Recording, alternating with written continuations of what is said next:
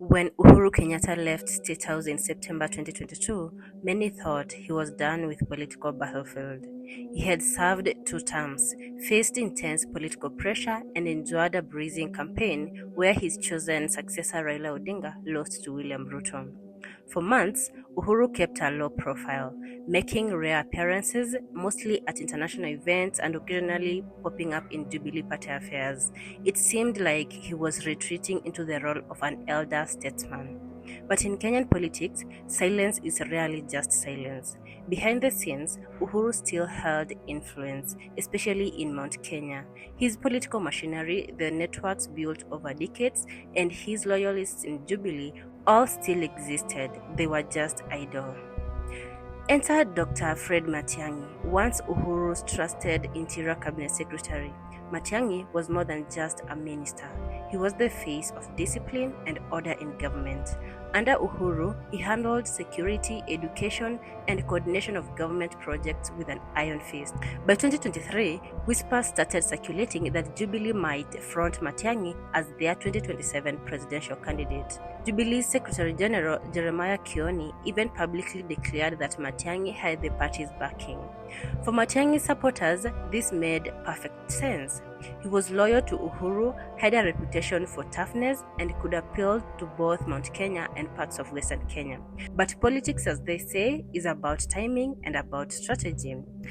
Then came the bombshell. First, Uhuru met President Ruto at State House Nairobi, something that raised eyebrows given their strained relationship during the 2022 campaign.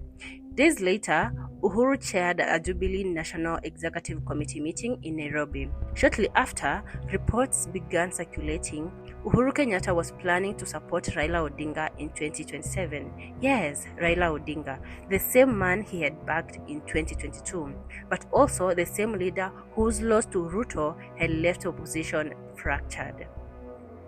This move shocked many for two reasons. One, it sidelined Fred Matiang'I, effectively leaving him without Jubilee's presidential ticket.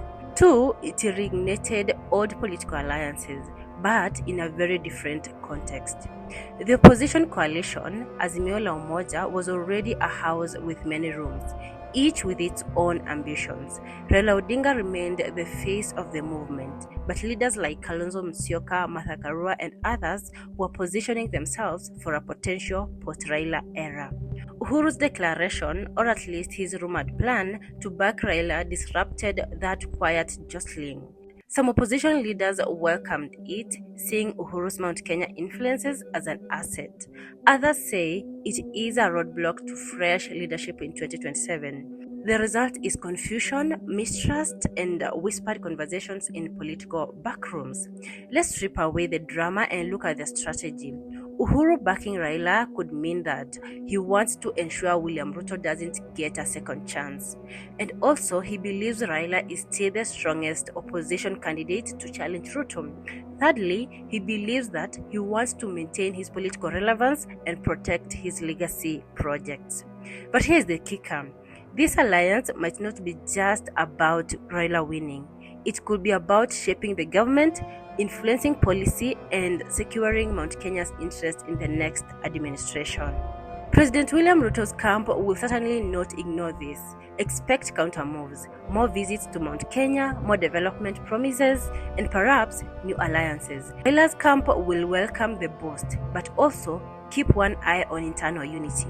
Matiang'I, meanwhile, will have to decide, does he stay in Jubilee and accept a reduced role, or does he chart his own path? Kenya's 2027 election is still years away, but already the pieces are moving. Uhuru Kenyatta's re-entry into active politics signals that this will not be a quiet race. The confusion in opposition, the sidelining of Matiang'I, and the revival of Uhuru-Raila cooperation all point to a high-stakes contest ahead. One thing is clear, politics in Kenya is never about yesterday. It's always about the next move. And right now, Uhuru has just made his move.